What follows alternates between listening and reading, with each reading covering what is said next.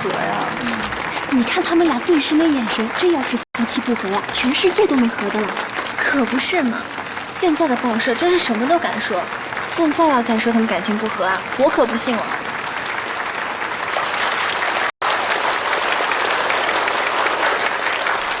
我宣布，神龙集团20周年庆典酒会正式开始。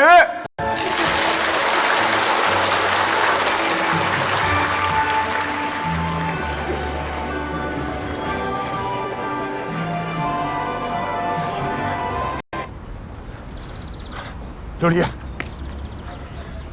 你不能再错下去了。我错下去，我就是要做一件正确的事情。我得不到的，贺锦熙那个骗子凭什么得到？可这么做对你有什么好处？你为什么要做损人不利己的事情？